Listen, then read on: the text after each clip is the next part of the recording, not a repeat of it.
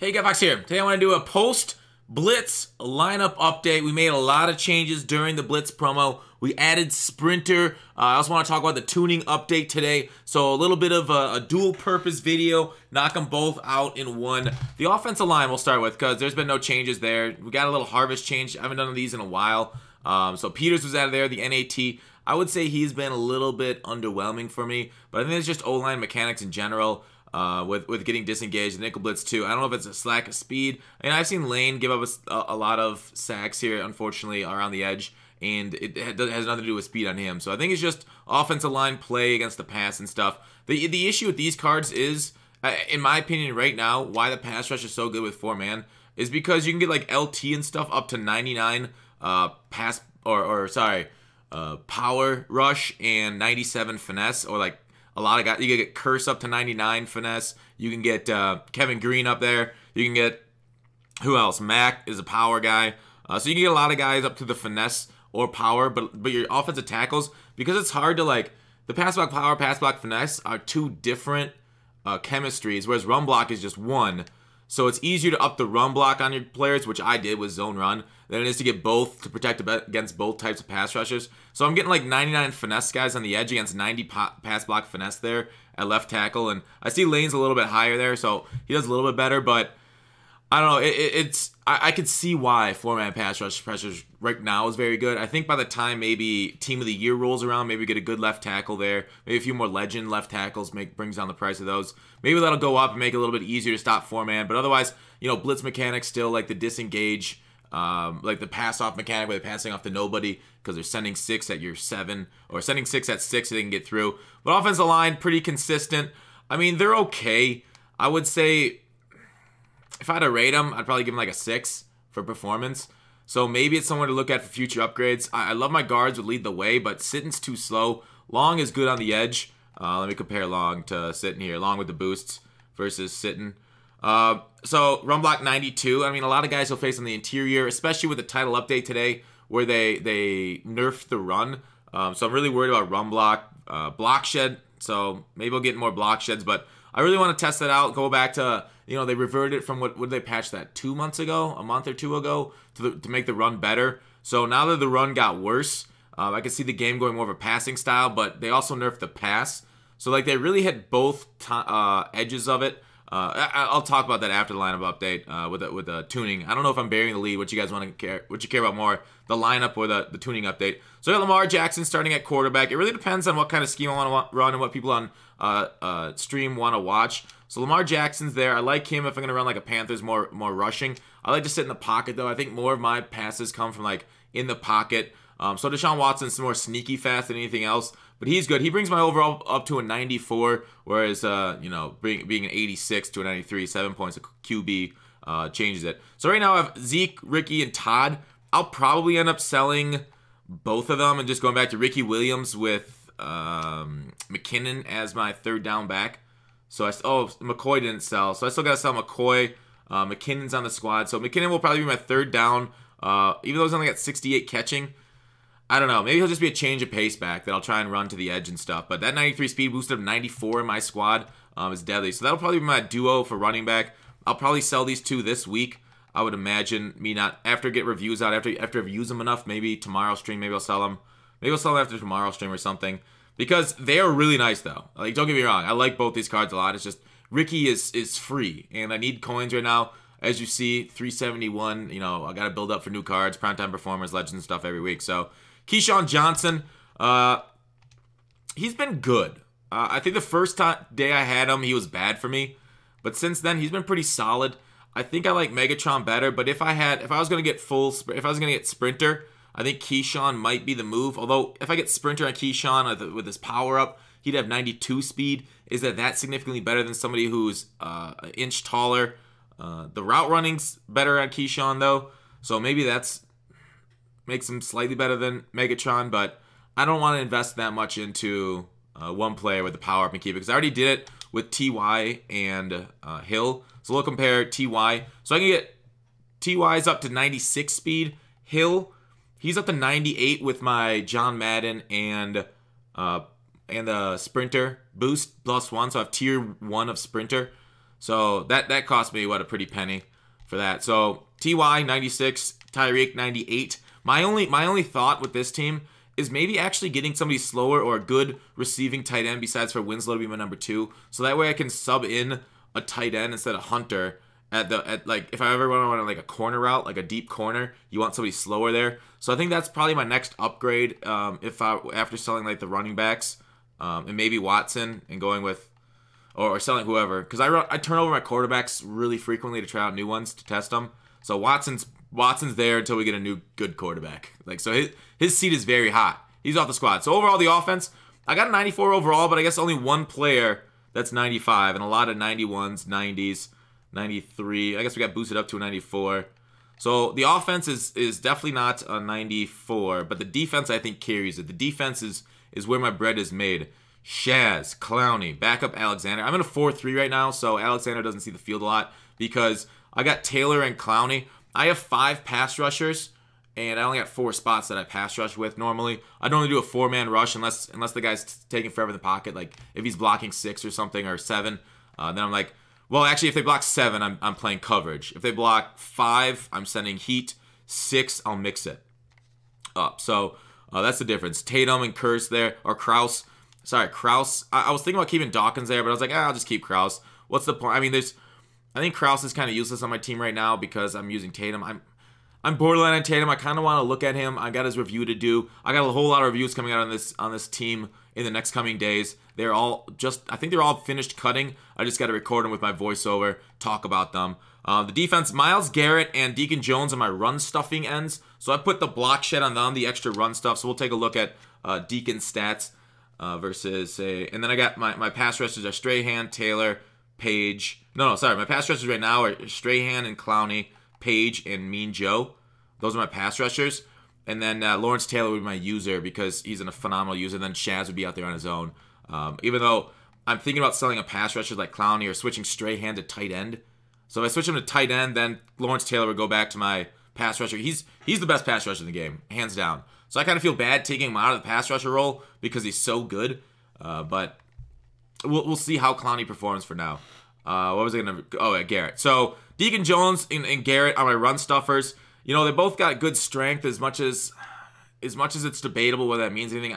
Again, I'm playing a 4-3, so Deacon's not the greatest at the 4-3 edge, but he doesn't play in nickel packages, so hopefully that keeps a lot of the guys fresh. I mean, Mean Joe and Alan Page play just about every down, so I can see them getting a little bit more fatigued than the rest of them, but my ends, I guess Clowney and LT play every down too, so the only one that's really fresh coming off the bench to really pass rush is Strahan. So Strahan's the fresh one coming off the bench to convert, to take down them in nickel packages, but 97 block shed. Myles Garrett gets boosted up to a 95. So not the highest. 95 block shed is very good. But you can get obviously 97 plus is the standard. Like Mean Joe, I think gets up to 97 with his boost, with his gem and the John Madden. So that's pretty hot all around. So the running game took a nerf. So hopefully, I don't know if that, I think that de-emphasizes block shed because they nerf the disengage, or they increase the disengage angle back to what is before. So like, I said in the podcast, which is coming out tomorrow, which I now regret saying because it's no longer true, that I think I was underrating block shed for the last 2 months. I now think block shed goes back to where I rated at the beginning of the game, where more guys are getting disengages than block sheds. So block shed now might be, I might need to go back to underrating block shed and just rely on disengages to get my stuff. But we'll see. Obviously, this is going to take a while to test that out, so I'm sure we'll talk about it in the coming weeks and stuff, and videos and reviews, especially about disengages. And the thing that disengages helps the most are cornerbacks that with bad block shed. So they'll be able to disengage a lot easier. Night Train Lane, I hope he's gonna wonder. Maybe he'll get a good disengage block shed angle, because disengage angle relies a lot on strength.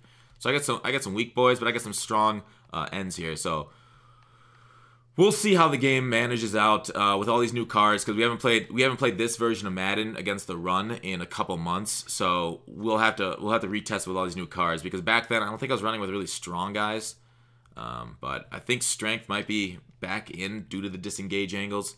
But I got some strong boys. I know Alan Page isn't exactly the strongest, but Mean Joe is a physical freak.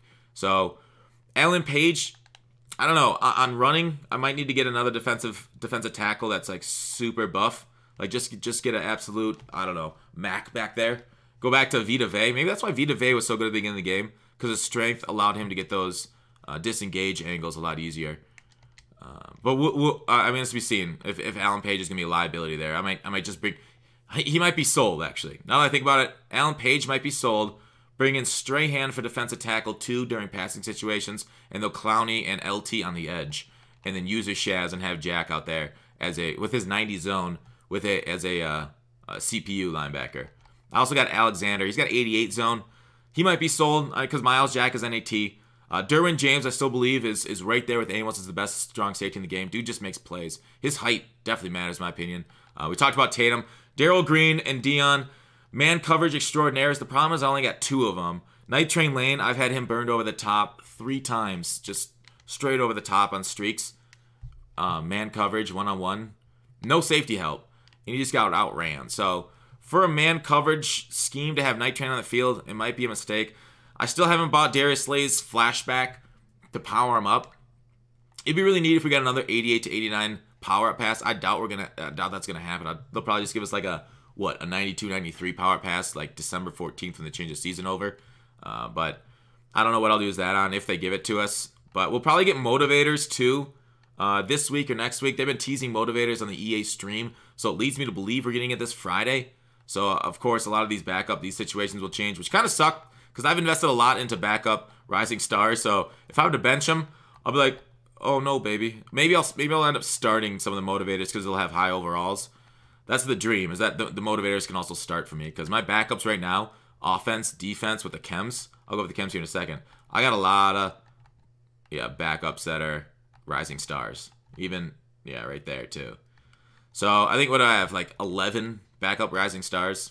So it's nice for chemistries. I got zone run max, go deep maxed, run stuff max, pass rush max, lockdown max, power run max, Madden pass D max, strength gem, speed gem, identified hot hands, playmaker, focus kicker, tip drill, secure pass blocker, lead the way, situation pass rusher, pick specialist, under pressure, out my way, truck specialist, elite route specialist, Madden physical, which is speed, Madden rush D, which is block shed.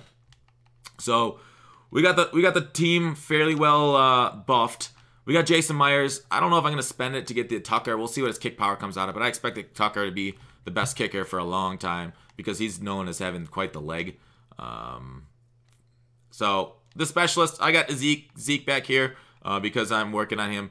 T.Y. Hilton, a great slot guy. Tyreek would be great here too. Either one of them will work. My rush right ends, like I talked about, Strahan and Clowney with those two in the middle rushing. I like the finesse move, power move combo. Mean Joe Green's got 99 power move. Alan Page has 99 finesse move. It might be worth it to switch them, so maybe Mean Joe gets the double teams and Alan Page gets the single teams.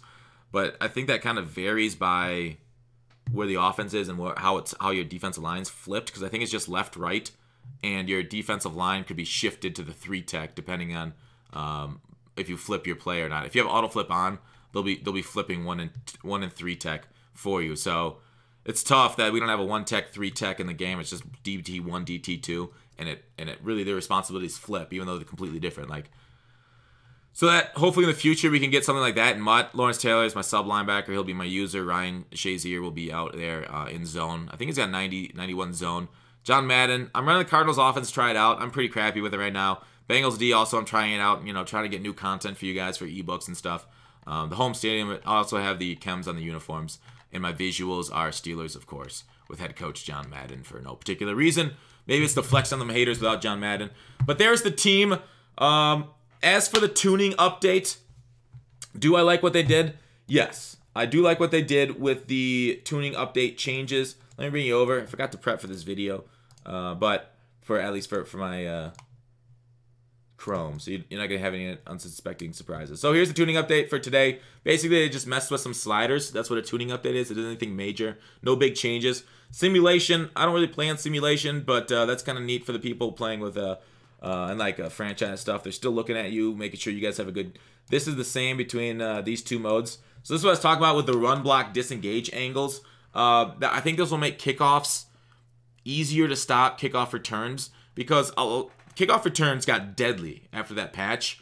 A lot of people blame it on Dion, but it was that same way when like Tyreek was back there returning, other people before Deion Sanders. Once he came out, then I was like, all right, it's over. But now that we have the disengage angles, which means it's going to be easier for our guys on kickoff team to disengage from blockers, which means I'm a lot less afraid of kick return touchdowns, like happening 1 every 4. So like either like I won't need to like squid kick it. Of course, I'll test it out. If I still get a return, I think I saw somebody say, I don't know if it's chat or Reddit or where, but they say do your kickoff play art kick right and then kick the ball to the left, because the most of the time, and this is exactly what I've seen, most of the time the returns they're able to switch reverse course of field. So if you're sending your guys to the right side of the field, they won't have that sideline. Basically, they cut up and go around you on. So that's neat. I think that's a huge change. That's gonna really help run stuffing. We'll see if the run game is dead after this. I'm not sure.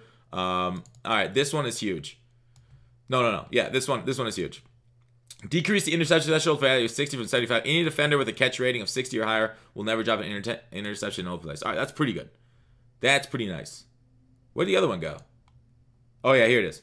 60%. Okay, so that's cool. You can have lower catching. I mean, we're kind of going backwards. I think that's for Mutt draft though.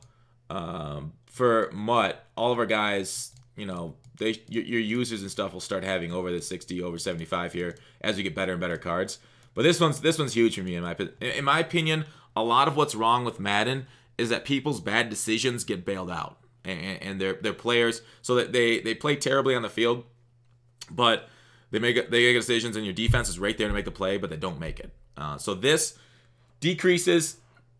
We all know I gave a great rating to Jimmy Graham because all you have to do is throw a high point pass and he'll catch it. High point passes, for some reason or another, whether it's lack of animations, their ability to hang on to the ball taking a hit, all of the above, led them to just be like overpowered in my opinion. Throw a high point pass, get bailed out. Like that was a lot of people's offenses. If you can't make reads, throw a high point pass, get bailed out because the defense can't stop it either by hitting them or swatting it or whatever. So they decrease the offensive success chance for that multiplayer egg catch. So if you're not getting animations, you're still fucked. But if you do get an animation, you have less of a chance of getting fucked, which is really nice. I don't think, because in Madden, in the real NFL, player skill is determined by that ability to go up and grab the ball, right? Your ability to, your Julio Joneses, your Randy Moss, to find those mismatches, those one-on-one, throw it to Antonio Brown, he'll make a contested catch. In the NFL, that's great. That's player skill. In Madden, there's really not a lot of skill throwing it to your guy, and he just comes down with it. Like, especially like in Mutt, in regs and that kind of stuff, where you maybe have that kind of mismatch, that Julio on like a rookie DB or something like that. Okay, that's fine. I understand that mismatch happening, and that's fine to get spec caught over. But in Mutt, when I'm sending out guys like Deion Sanders, Darrell Green, Night Train Lane, Darius Slay, all these top end cards, these Jack Tatums, so on and so forth, these top end cards, when I swat, and even though you have Megatron there, who will probably be able to moss Deion one-on-one frequently. I mean, Deion's smaller, but he's also talented, so kind of balances. But when the ratings are similar, I don't think that should be bailed out. Like, I don't think that should be a bailout button for the offense for making poor reads. You're just like, all right, throw it up deep. Now, I can see if they want to make the game that way, and I'll adjust. All right, I'm totally fine with EA saying we want our game to be closer to the real NFL. So if you have Megatron, he will make those plays for you. If you just throw it up, make those Odell Beckham trades. I personally don't think it's great for competitive, but I'm okay with it as a fan of the NFL if they decide to go that way. But that's not the way they've gone for the last few years. They're turning it into a competitive game. So I do believe that their communication is now matching up with what they're showing on the field, what they're giving us. Make it more, you need to hit the open guy.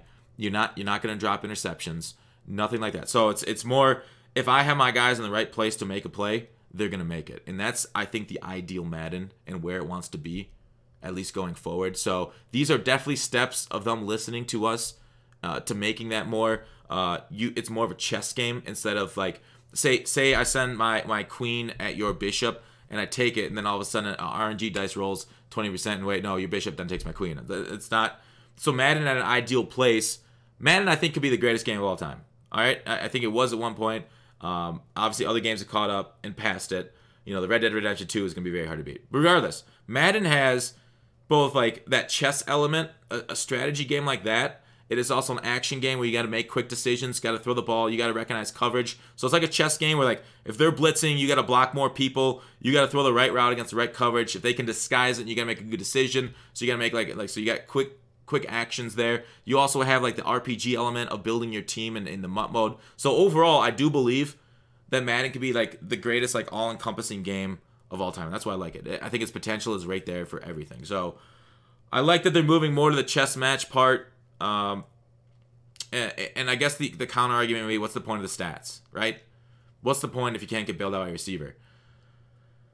Valid point. I mean, there are other ways of balancing that, like don't count on aggressive catches to bail you out, but maybe catching traffic helps. Being able to spec catch and get better animations, get your feet down to the corner of the end zone better. There are ways of balancing the game. I like that they're hopefully doing that and making the stats matter, but who knows? It's a long, complicated road ahead of us, and I wish the best of luck to the Madden developers. They also changed something for all game modes. 20% increase in ball carrier fumble chance with the aggressive ball carrier coach adjustment. That's good. Running backs were overpowered with it, but wide receivers were underpowered with it. Wide receivers were like, if you ran the ball the whole game on aggressive and you varied the rock between like 3 different running backs, so they never got tired. Yeah, you could just literally sit on aggressive all game and not fumble. If you pass the ball, I would not be on aggressive if I was passing the ball to wide receivers because they were definitely fumbling. Running backs though, with their high carrying, especially if they got boosted by zone run, yeah, they weren't really fumbling and they were breaking a lot of tackles. It was pretty remarkable. So that's it for the video. Let me know what you guys think. Should I change the lineup at all? What do you guys think about those tuning updates? How do you want Madden to play in your ideal world? But thanks for watching. Call to action. I'll see you tomorrow.